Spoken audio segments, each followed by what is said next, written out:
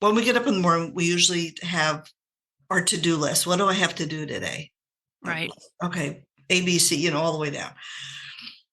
And I've started a practice probably over the last year of what's my to-be list. So when I wake up in the morning, I say, how do I want to be today? How do I want to feel today? And I put on a little sticker, put it on my computer, which helps guide me. So, like I'm not having fun. Okay, so how did you want to be today? You know what? I want to be playful today, or I want to lighten up today. And why am I not doing that? Welcome to Authentic Energy, a podcast dedicated to getting to the bottom of what it means to be your true, authentic self at work. I am your host, Wendy Brand. Let's take this learning journey together as I meet with guests weekly. Whether you are a leader or individual contributor, a teacher or a nurse, we'll share conversations and stories that highlight meaningful connections, self-awareness, a sense of belonging, and all the components necessary to create a workplace where you can show up in your authentic energy. Welcome back. I am Wendy Brand, your host and creator of the Authentic Energy podcast, and we have such a sweet conversation today that I think you will really enjoy. But before we get started, I have to tell you all about everything I've got going on. So Shanna Forrester and I have decided to host a last-minute encore Let's Goal workshop session on Monday, January 15th from 9 a.m. to noon. We received such great feedback, and we had so much fun doing the same workshop in December that we thought we'd give it one more shot. Message me on Facebook or Instagram if you'd like the code for that free online workshop, or message me on LinkedIn. Then, on January 20th and 21st, we are hosting a retreat in Green, Texas, where we are going to take our goal setting to the next level. The space that Shanna and I are creating for our guests to create awareness in their life is going to be so special. We will be working through limiting beliefs, those stories that we all tell ourselves about why we think we're not good enough, or we're just not worth it, or we don't have what it takes. It's fake news, and we are here to help. And we'll be offering free one-on-one coaching sessions, group coaching sessions. We have a sound bath scheduled. We have a masseuse that will be offering chair massages. We'll have good food and, most importantly, great company. We have a few spots left, so check it out at wmbcoaching.com/retreat. I really hope you'll join us. Now for my guest, Marybeth Gregg. Prior to starting her own business, Marybeth had a wonderfully successful career. First as a human resource executive with international consumer products, luxury goods, retail, pharmaceutical, and financial services companies, and then later with her own HR consulting firm. She has more than 25 years of experience providing HR consulting to companies in the US, the UK, Europe, Sweden, and China. And then she decided she was ready for something different, and she launched the International Center for Women's Leadership. She's also the author of How to Soar with a Broken Wing, Finding Tiny Moments of Joy Every Day. In our conversation, we talk a little bit about grief, but mostly about joy. And this episode is chock full of takeaways that Marybeth shares about her experiences and guidance she provides her coaching with leaders. I hope you enjoy it. Marybeth, tell us a little bit about yourself. So thank you, Wendy. When I got your invitation, I was really excited. I really appreciate this. Good. And, it's always like when somebody says, tell you about yourself, you think about, oh my gosh, I have all these decades. How am I? Yes. What should I say? So we were just talking a few minutes ago about being older and bolder. And yes, that has kind of gradually come in my life. I had incredible experiences. I worked for fun companies like Haagen-Dazs and Thomas's English Muffins and Chanel and, really amazing brands. And throughout that, when you look back, it's like, what did I learn? It was like every day was learning, which is important for me to really learn every day. And we go on this journey. And I know you use the word journey also. How we got here, Oh, it was happened because I was sitting next to someone literally on an airplane, and they said, "Oh, you should talk to this person." I was moving to Chicago, got a job, and those little, I don't know, those moments lead us to different places. I live at this wonderful little town in New Jersey at the beach. Don't call it the shore because it doesn't, like the Jersey Shore. That's not where I live. But this little town, it's 1 square mile, 2,000 people, and I've been here for 30 years. And Wow. we raised our daughter here. It's a real special place that it's walking back in time. And it has helped me to step back a little bit in terms of you don't have to do all the time. Mm. I can run down to the beach, like hopefully I try to do that several times a week. It doesn't always happen, but my book is around tiny moments of joy, and that's what it's about. I've, in this back to the journey, when I first wrote my book, it was about sharing my journey. And it was about, we all have highs and lows, right? We have incredible joy and deep sorrows. We're in this cycle.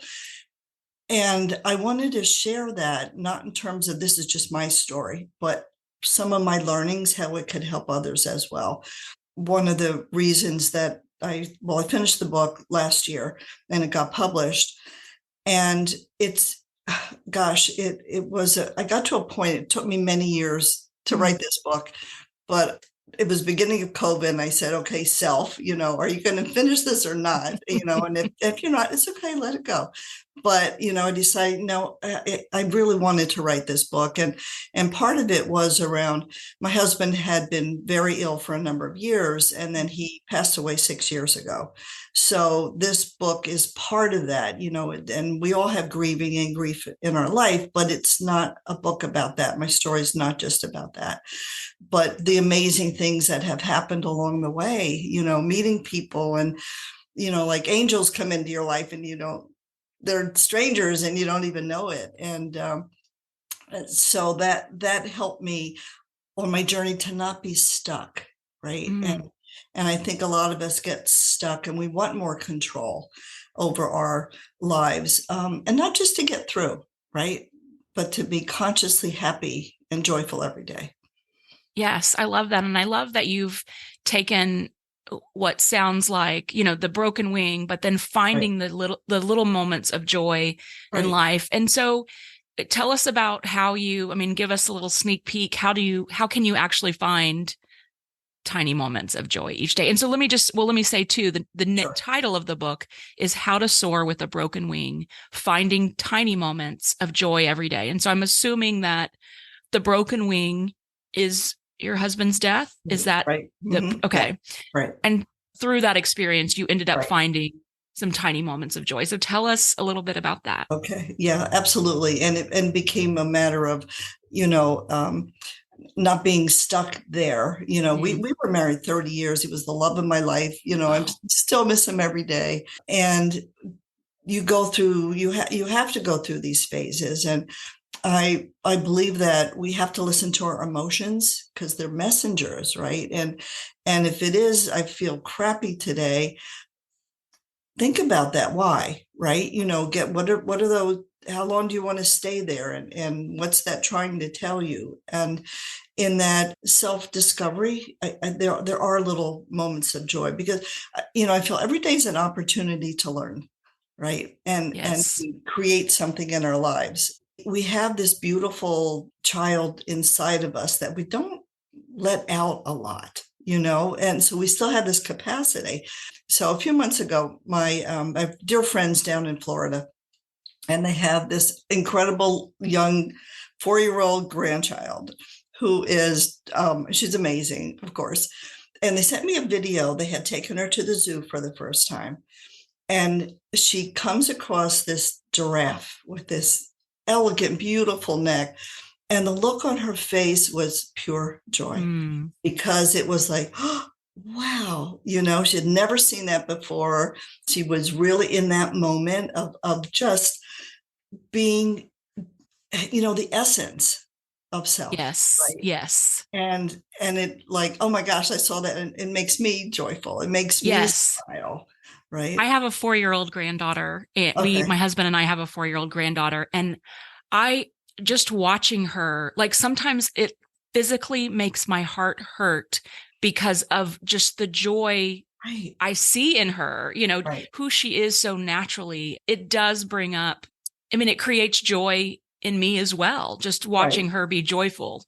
Absolutely. Absolutely. Because you're in that with her, right? You've chosen Yes. to really focus on that and allow those feelings. I think that's one thing that's important is choices. And I'll talk about that throughout, our discussion today. One of the things, the techniques, I have little tips and techniques, but it's around laughter, Mm. allowing ourselves to laugh at ourselves too.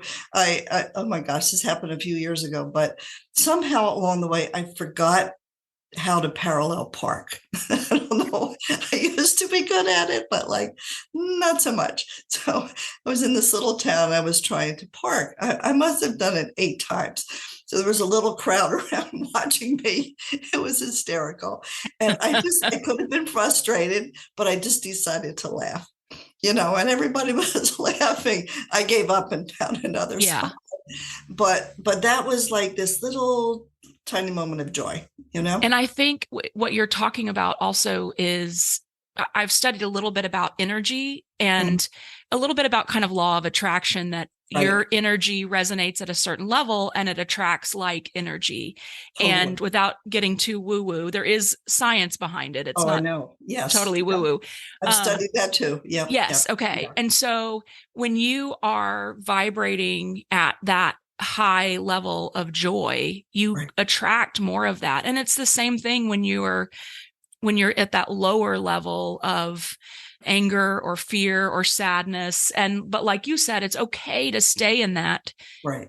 that lower level of energy, because sometimes you need to feel that and work that through. Otherwise we hold on to it, right? Absolutely. And don't process it. Yep. Absolutely. And that's key in terms of, you just talked about holding on. We hold on to things that we don't really need to. And it's like you have this backpack, emotional backpack, you keep stuffing it and stuffing it, and you don't realize what you're doing. And sometimes you have to let go, Mm-hmm. um, because when we hold on like that, we're comfortable, right? Because that's Yes. what we know versus, oh, let me try something else. Yeah. And I liked where you were going with the laughter too, that sometimes in a stressful or fearful or embarrassing situation, like trying to parallel park, and I've been there, Right. just the laughing, it kind of brings you to that higher energy level where you can move forward. Right. Right. It's no, some, that's when that's an example of a time when it doesn't help you to be in that negative energy. Correct. Right. Wonderful. Okay. So, how does finding tiny moments of joy in your life correlate with being in the professional world? Is it the same? It's a matter of, our values and being clear about what those are. And does that really, I'm in this corporation. Are our values the same? Can I live with this, whatever actions that they're doing or not? And so I think that's, a choice we have to make. We can stay in the hamster wheel, right? We just Yes. churn it out, churn it out, churn it out, because that's what we do. Or we can say, why am I here? Right? Why am I at this company? And it's interesting, Wendy, I just started to get reacquainted with The Power of Why, Simon's Mm, next yeah. work. And I had, a few weeks ago, I had this great client in Philadelphia, and we were meeting. We have the executive team, we meet once a year. And we were talking about how to get this company really on target for the future. They've been around 170 years, Wow. and like to step back and say, are we going to be around another 15, 20? And what do we have to do to make that happen? And so this was really around, I said, well, what's the why? Why does this company exist? And it was like, oh, we hadn't thought about that before. Mm, Right? yeah. And we went through this process and they came out with this great why statement, which gave them some energy to think about other choices. Yes. So again, it's stepping back and, in your daily life in the company, and maybe you're not having so much fun, and like, why am I not having fun? Why am I here? And how can I feel differently? How can I do differently? I love the connection that you're making there with the values. And I'm maybe making a leap here, but what I'm hearing and what I believe too is that aligning with your values, it kind of equates to joy, right? Those are the things that are Right, going to bring you joy. And right. so if you're working for an organization, or maybe even sometimes for a leader where Mhm. your values aren't aligned, it can take away your joy. Totally. And Yep. and then same thing for an organization. If they are not aligned with their core values, if they don't remember their why, helping them to align with their core values can help them to make the decision. Do they continue as is, Right, or how do they continue, or why are they continuing? Yeah. right, I right. love that. Totally. And I think certainly not all companies, but many organizations are starting to dig a little bit deeper into this, because it's this same old, and the risk is, are we going to continue to be successful? One of Mm-hmm. the things we did at this meeting a couple of weeks ago was I asked them, what are the famous companies that are no longer in business? Mm-hmm. Right? I'm Polaroid and IBM and Blockbuster, and like the list was Right. that long. And asked why, and it came down to failure to innovate, right? Yeah. And that's the same for ourselves. Right. Like, how can I do this better? What's going to make me happier? I talked about the hamster wheel before, and it's not a fun place to be. And that really, because I know you do some work with stress in the workplace, boy, does that add up to the point we don't even realize it till we're depleted. We're Right. done, or we get angry over nothing, and all these little things come out and we don't know why. But we just, when we're not having fun, when we're not aligned, right, Yeah. with our values, oh my gosh, it really takes its toll. And one of the things I started to do, I think it's important to certainly have practices and awareness about this, is when we get up in the morning, we usually have our to-do list. What do I have to do today? Right. Okay, ABC, all the way down. And I've started a practice probably over the last year of what's my to-be list. So when I wake up in the morning, I say, how do I want to be today? How do I want to feel today? And I put on a little sticker, put it on my computer, which helps guide me. So, like, I'm not having fun. Okay, so how did you want to be today? You know what? I want to be playful today, or I want to lighten up today. And why am I not doing that? I love that so much. It's that being versus doing, and Absolutely. how and in order to create the life that you want, I believe that you have to focus on who you want to be, Absolutely. not Yeah. what you're going to do, Right. and Right. the achievements that you're going to have at the end of Right. the day. Right. And we were talking before about being older and bolder, and I think the other thing that for me that's come with age is really, I don't it's less about the achievement and Right. more at the end of the day about who do I want to become, because we're not going to leave. The pile of things is going to stay here, but I want to feel good about who I've been in this world and how I've helped others. Right. Right. And that's, oh my gosh, that's so important. What's the Maya Angelou quote? People won't remember what you said or did, but you will always remember how they made you feel. Yes. Right. So how do we apply that if we are, for leaders in an organization? As leaders, we have a responsibility to build an environment where teams can thrive, where our Right. people can Right. thrive. Right. And so how can leaders apply some of this thinking to our teams? Yeah. We talked before about values, and am I Yeah, living my values, right? Am I right, that role model? And I'm sure you've had to, and I've had to talk to some of these leaders about that. Are you walking your talk, right? Because right. when you say this is a company of love and you're acting this way, there's such a disconnect. Yeah. And people see right through that. So they don't get to be leaders. They get to be owners or micromanagers, but that's not a leader. Right. And the teams see through that. And that's so almost demoralizing. Takes that energy out when there's that disconnect. And maybe that's kind of one of the new definitions of leadership is to certainly understand what your legacy is. How do you want to be thought of? How are you behaving every day? Is it in alignment again with what you're talking about, what the company's involved with? And it's hard work to talk to someone who's a leader or in a position of authority or whatever, to challenge them. It's hard, and it has its risks for sure. And I heard you give a presentation online, and you had said that having those difficult conversations with your people, if there's some disruptive behavior, that they may be a rock star performer, but if their behavior is not in alignment with the organization's values, really, it's up to you as a leader to have that conversation, have those bold conversations for the sake of the team. Which translates into success. We talked a little bit about success before, and it's yeah, sure, it's numbers, but it's, and we talked about energy, but when people are in flow and have this energy, gosh, the success is much easier. Yes. It comes quicker because it is, this, and I think flow is a good word. Yeah.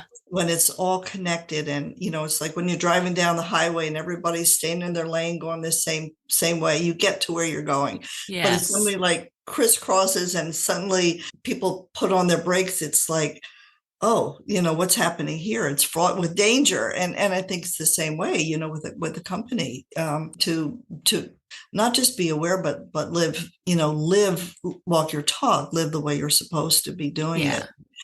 We were talking a little before about, how do we find some tiny moments of joy, and what do we do? And one of the things, I'm a very practical person. Growing up in corporate and working for all Yes. these companies, you kind of, I don't know, I got practical. One of the things, it's like, well, how, what are some of the ways that people can stop, right? Get off Yes. the hamster wheel, whatever that is that they want to stop. And so my thing is the ABCs. So the first, and you just use the word aware, is to be aware of how I'm feeling, right? Am I stressed? Do I feel like I'm choking? Am I not breathing right? I get triggered every time this person comes into the room, and to really be aware of that going on. So I think that's the first thing, to be aware of where we are in the moment. And then the second thing is take a break, take a couple of breaths, when we just, it just puts us in a better place. Our neurochemistry is better. Our physiology is better. It just lets us step back. And then the ABCs are to get curious, to be curious. What's going on here? How else? Why am I feeling this way? How else can I react, to create some options? And it's a nice little formula because you can do it like quickly, and to break the pattern, right? To do a pattern interrupt, to get us out of this place that's not nourishing to us or other people.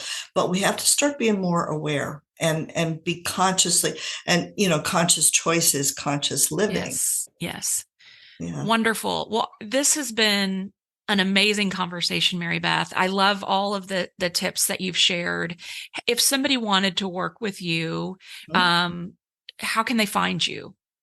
So the easiest thing is to go to my website. So the company is the International Center for Women's Leadership. So www.ticwl.com. Okay. So, there you can reach me. My phone number's there, everything's there, and my book's there, everything. So wonderful. Okay. We'll put that in the show notes. thank you. And so people can go get your book and reach out for, you do leadership coaching, Yes, team right. coaching. Work Is with that right? teams. Yep, absolutely. Yeah. Okay. Wonderful. And I have, I just started some other work. I had actually on Saturday, a women's joy circle. And I had 8 women come together. Oh my gosh, we had the best time. And Oh it my was about gosh. how do we find joy? We just had fun and learning and laughter and all the things that are joyful. That is so great. Thank you so much for this conversation, Marybeth. Thank you, Wendy. I really am honored. I'm just so delighted to talk with you. Thank you. What a great conversation. Okay, here are my takeaways. Number 1, you can find tiny moments of joy throughout your day, even in times of grief. Number 2, laughter is a key to finding joy. Number 3, when you are vibrating at a high level of energy, like when you are feeling joy, you attract that same energy. Number 4, fight the urge to continue stuffing your negative emotions inside, down deep. Allow yourself to experience your emotions, even fear and anger. Number 5, finding tiny moments of joy in the workplace requires knowing your values and finding a place where you can be authentic. Number 6, just like individuals, it can help organizations to remember their why and stay aligned with their values in order to achieve success. Number 7, failure to innovate is the reason why organizations fail. That can be true for individuals. When we fail to continue learning, growing, having fun, and aligning with our values, it can take a toll on us. Number 8, instead of thinking about your to-do list and asking yourself, what do I have to do today? Start by thinking about your to-be list and ask yourself, how do I want to be today? Number 9, understand your legacy as a leader. Number 10, success can be best found when you're in flow and in alignment with your values. Number 11, use the ABCs when you're feeling stressed to interrupt and reframe. A, for awareness. Become aware of how you are feeling. B, breathe. Become aware of your breath and focus on your breathing. And then C, get curious. Ask yourself, why am I feeling this way? What are some other options for how I am wanting to respond? That's it. If you'd like to work with Marybeth, pick up a copy of her book, or just connect with her, you can find her on our website for the International Center of Women's Leadership at ticwl.com. We'll put that in the show notes. Thank you so much for listening. If you enjoyed this show, it would really help me if you went to Spotify or Apple Podcasts and liked it or provided a comment. One of my goals in 2024 is to expand the reach of the podcast so that others can hear these amazing stories of positive women and men that are finding joy and authenticity and possibly inspire others. I appreciate you so much. Hope you have a great day.